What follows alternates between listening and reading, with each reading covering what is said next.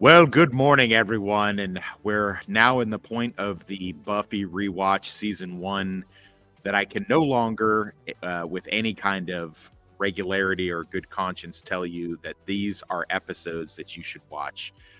There's only a half of a season for Buffy season one, since this is a mid-season replacement, but unfortunately, there is a lot to dislike about it. These next couple episodes that we're going to talk about real quick are not even worth giving much discussion, except to tell you the very, very infinitesimal things that are okay about them and the things that are really bad about them. Oh, God! No! God, please, no! No! No! No! Good morning, Northern English Bastard. I guess I should say good afternoon to you, right? Yeah, it's afternoon, all right. Early afternoon. So, yeah, I'm glad to be on here again. And, yeah, I'm not going to lie, I kind of almost forgot about episode 5. I remember episode 4, but, yeah, that's a dumb one as well. It just happens to have a good idea, but it's executed in a really, really goofy, dumb way. Oh, these are bad. These are like so bad. Like I can't. It just there's nothing redeemable that I can say about Teacher's Pet for sure. These are like skippable. So for the uninitiated, as we're doing these rewatches, if you've never watched the show before, or if like Northern English Bastard, you came onto these like later in the game, and they wound up being something that you had to kind of go back and look at, or if you've been looking for a show to binge, what is all this Buffy the Vampire Slayer stuff about? Is this anything good?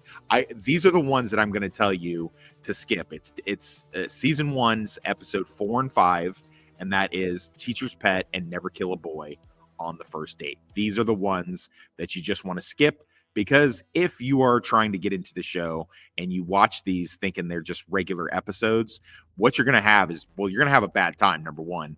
And number two, it's going to be a situation where you're just like, is this show even fucking worth watching? Because I've had lots of people come to me and just go, Toxic, I can't watch these. This is a bad show. This is like, these 2 episodes are like some Goosebumps after school special. Just totally. And yes, we're going to spoil the shit out of them. We watch these so that you do not have to. So like I said, if you've not watched them in a long time, or you have never watched them before, please skip them on your rewatch. Don't even bother. Teacher's Pet, season 1, episode 4. Boy, is this bad. And if you're wondering, so the premise of this one is a substitute teacher comes in after a teacher that is nice to Buffy gets killed, and that becomes a running trope of how things go. Buffy has a role model. He's a nice guy. He treats her, he doesn't think bad things about her. He gives her some positivity. So of course he's going to instantly get murdered. This is an ongoing trope with Buffy for the rest of the time that she's a student. Then the rest of it is basically just the substitute teacher comes in. She's super gross. She does gross things. She says weird shit. There's a vampire with a fork on his hand, which is like, that's supposed to be what you think the episode's going to be about. And then it's actually about this praying mantis teacher lady that wants to have sex with young incel students that have never had sex before and impregnate her eggs so that she can have baby eggs or something like that. I'm not really sure. Yeah. It's...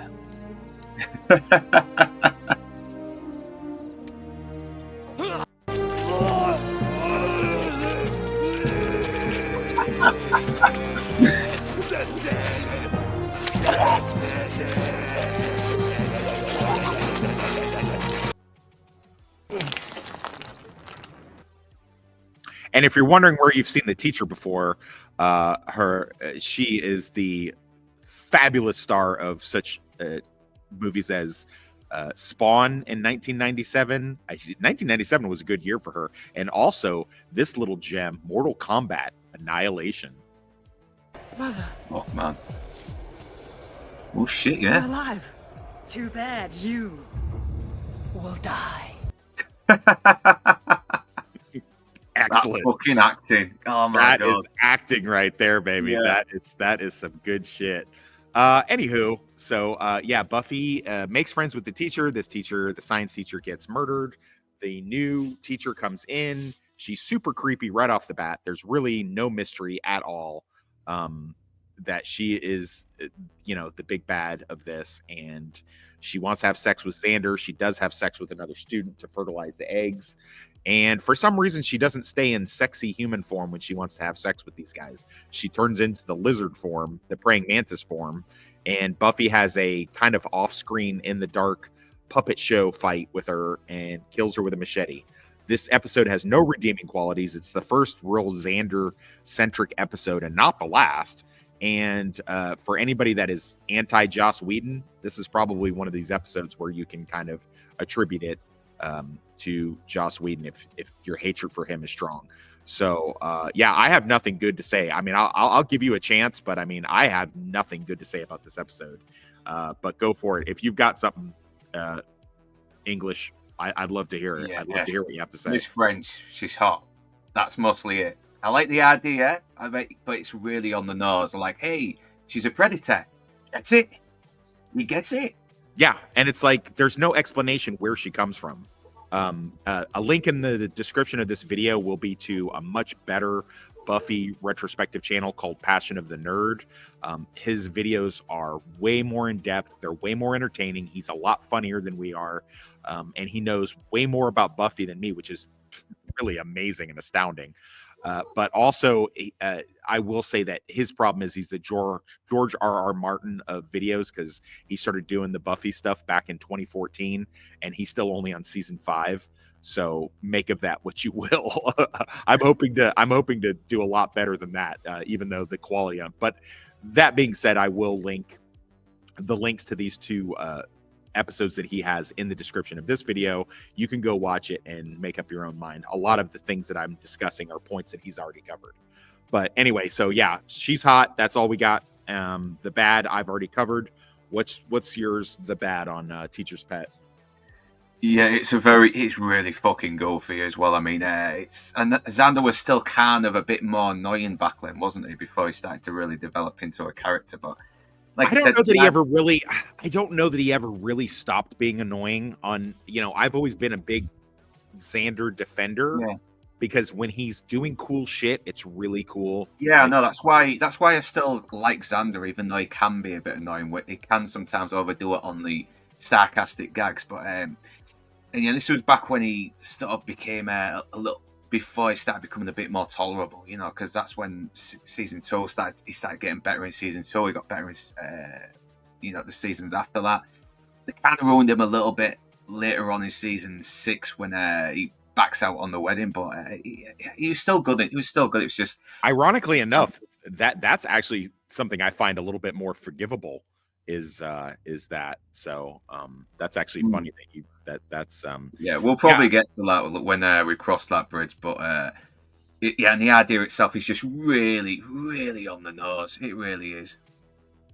Yeah. I mean, I guess if I was going to say anything positive, I mean, we start the foundation of the whole Buffy Angel Bangel bullshit, with him being smoldering and her having the fucking boner for him and things like that. But then the next episode that comes up, and we'll get to that in a second, completely like shits on that idea. It totally makes it seem like all it was just like, Angel, I think. That weird guy that wondered about all the vampires? That's him, I'll bet you. Well, he's buff. She never said anything about him being buff. You think he's buff? He's a very attractive man. What am I supposed to say to that, dude? He's like, is he gay bones for him or jealous in this scene? I mean, because Xander was a lot more of a kind of a whiny, jealous nerd. That's why I found him a little bit more annoying in the first series. But, we're on episode 5 now, because that was a really forgettable one. Yeah, I guess I'll move on to that. I do want to say real quick on this one, Xander came up. Well, look who's here. I'd say it's nice to see you, but then we both know that's a big fib. I won't be long. No, you'll just give me a cryptic warning about some exciting new catastrophe and then disappear into the night.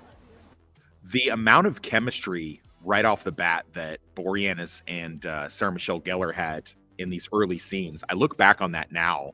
You know, I kind of took it for granted at the time that it was coming on, but and my first wife had a total boner for Angel, and you know, I watched that and I'm just like, until Spike comes along, and we'll get into that when we get to those, you know, episodes, but until Spike came along, I mean, really, there's all these other guys that she like messes around with, and there's not that many, but I mean, for the other like doofuses, including in the next episode that she messes around with, they're just like pale comparisons, no pun intended on that. So, you know, I don't even know what to say about that except for, you know, yeah, let's get into the next episode. So it's so Owen is a poetry reading, I don't know, literary arts, you know, nerd boy, but he also looks like he's a doofy football player. He kind of looks a little bit like a certain person that's going to come along in season 4 and bang Buffy out really hard. You know, Angel doesn't like him right off the bat. His name is Owen, and he likes Emily Dickinson for some fucking reason. And, you know, obviously Buffy's panties get wet and she wants to impress him. But there's the prophecy of the Anointed One, which is going to be the vampire that will come in and lead Buffy to her death and help the Master rise. I don't know what to say. This is a really nothing burger episode, except for the fact that it introduces the Anointed One, and it's a subversion of your expectations. I don't know what to say about it besides that. I mean, it's definitely skippable in all the ways that things are skippable. And Owen. Yeah. Movies. Interesting. And I saw on TV once. He's gonna be all right. He's like super librarian, you know? Everyone forgets Willow.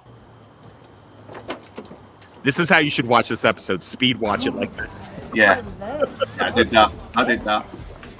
Pick up the phone, call 9. So you know, fine. I just thought I'd warn you. Warn me. It's all the early episodes are like that for some reason. Manners. Shut up, baby dick.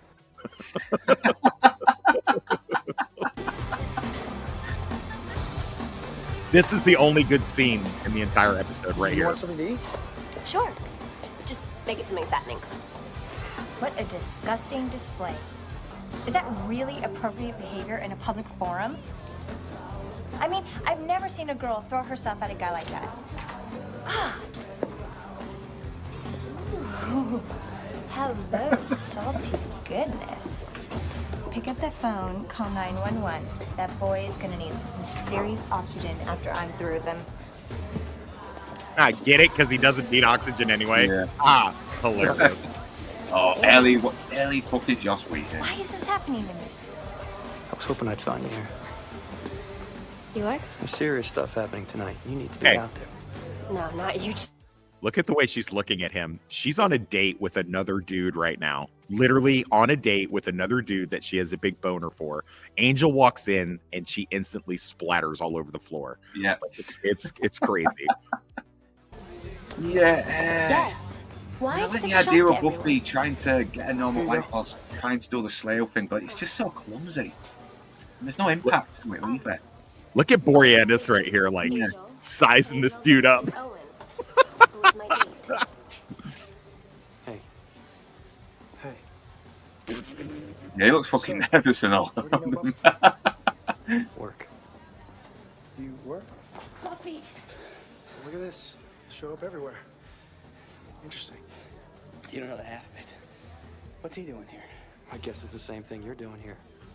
Excuse me, what are any of you doing here? Look, we gotta get to, we thought it'd be fun if we made this a double date. Some manners. Shut up, baby dick. Yeah.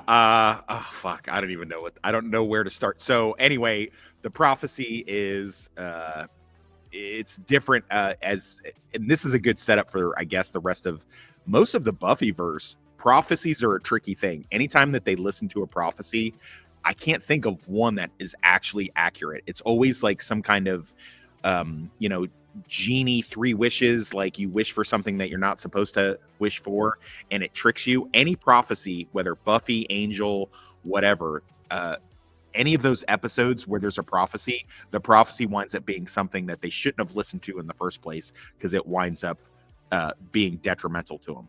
So anyway, the good with this episode, I'll start. The good with this episode is that it subverts your expectations. You think it's this buff cowboy religious weirdo vampire on the bus, and it turns out it's the little boy. So that's cool. I like that. That's a cool subversion of expectations, although the little boy winds up being a fucking nothing burger thing anyway, who just winds up getting killed, spoiler alert, by Spike in season 2. But the thing about bringing in dough-faced white bread Owen into this, I mean, it was kind of interesting, but it follows a trope of a long line of dudes that Buffy messes with, that she thinks she likes, that are actually just doofuses that don't like her back, or are just not worth her time. And the only guys that she really likes are guys that are vampires, because obviously that's her kink. That's the only long-lasting things that she's ever had, whether it be Riley, whether it be the weirdo Charlie Chaplin dude in season 3, this dude Owen, the dude that bangs her out in season 4, and just uses her like a toilet seat. Any of these dudes are just dumb, white bread loser dudes. There was a little bit in season 7 where you think maybe she might get with Principal Wood, and then Faith swoops in and winds up banging him out, which is even more funny. But anyway, we will get to that. Believe that. So anyway, these 2 episodes are just bad episodes. I can't say anything good about it besides what I've already said. Do you have anything good for this? Now, I mean, you said it was so forgettable that you had to do a quick rewatch on it. So I did, yeah. I think there's only one plus thing. I think the idea is good because, yeah, she's got this crazy fucking job, but at the same time, she has to lead a normal life. And it has actually been done in better episodes. I mean, especially when Buffy has to get a job and, to pay for the house, blah, blah, blah, all that stuff. But I think the only good thing really was the introduction to the Anointed One, as you mentioned. And plus, it is a very, it starts off very fucking dark because you see a bunch of innocent people just get slaughtered in that bus. That's a good point. Yeah, that's a good point. Yeah. Yeah, I forget that. I think this was the one. The reason I remember this one significantly is that I had been watching the show for about a week or so, and my first wife was like, "What is this show that you're like obsessed over?" And so I got her to watch this episode. She's like, "This is a stupid show," and I was like, "Well, this wasn't a very good episode." And then obviously the Teacher's Pet one was even worse. So it's not like I was doing myself any favors. But there is there's better ones coming. Listen. I'm not going to sugarcoat this to the audience. If you are getting into Buffy or getting back into Buffy, season 1 is only got like 3 good episodes, if I'm being really honest with you. And even the good ones have a lot of flaws. So season 1 is a real slug. Season 2 is a motherfucking game changer.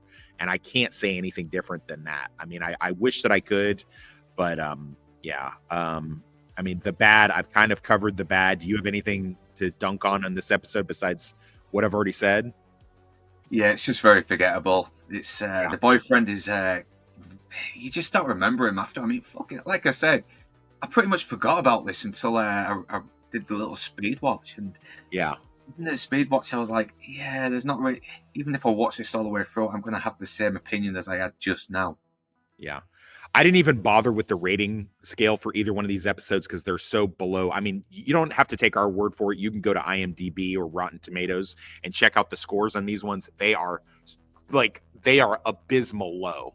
I think these are 2 of the lowest rated episodes in the entire series, maybe even the entire Whedonverse. It's so weird too, because like by the time we get to season 3, I'm not gonna lie, there is no bad episodes. I don't think. Season 2's got a couple clunkers, but season 1 has a lot, but like season 3 is like flawless. So if you can hang in there until season 3, I mean, you're really doing yourself a favor. And again, there's a lot of dated references. Buffy's got a beeper. Dude, it's 1997. She's still rocking a beeper.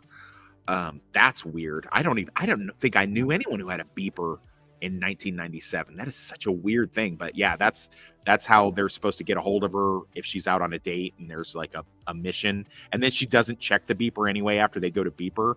And they have to show up and pull that stupid shit, and Xander has to pretend that he's dating Willow so that they can go on a double date, and Owen digs the danger of the double date and then wants to ask her if they can go and do more double date bullshit like after that or something like that. And it's just like, Buffy's like, oh, and this, I guess, is supposed to be a big reveal that Buffy can't have a normal life like most people again. So of course she's got to date a vampire, am I right? But she's got to date a good vampire because she can't date a vampire that she's going to have to occasionally kill. I don't know. It's a whole big fucking mess. Listen, don't watch these episodes. I don't know what else to tell you. Yeah, doesn't she mention as well? It's the 90s. I think she does. Every program, every movie in the 90s had to fucking reference the 90s, and this was getting into the late 90s as well. The 90s were almost over. Yeah, the 90s were almost over. Yeah, definitely. Listen, these are just bad. They're just bad episodes. Just skip them. We just saved you 2 hours of crap. You're welcome. Anyway, that's it. Listen, there's good stuff coming. This coming weekend, we will revisit Buffy season 1. We'll knock out 2 more good episodes. Then, unfortunately, we have 2 more. Maybe even 3 more bad episodes. I mean, I guess that's debatable. I'll have to talk to my co-host offline and see what he thinks about the next upcoming episodes. And then we have a banger of a season finale, but it does have some flaws. So anything else that I forgot to mention? No, it's not what I can think of. Shut up, baby Dick. All right. Well, that's us. We're done. We'll see you guys Sunday when we revisit some better quality. Riding on the waves of destruction, a toxic presence, a lord of corruption, polluting the ocean, spreading in decay, the toxin black, going the pain, searing through the sand. I've got balls of steel.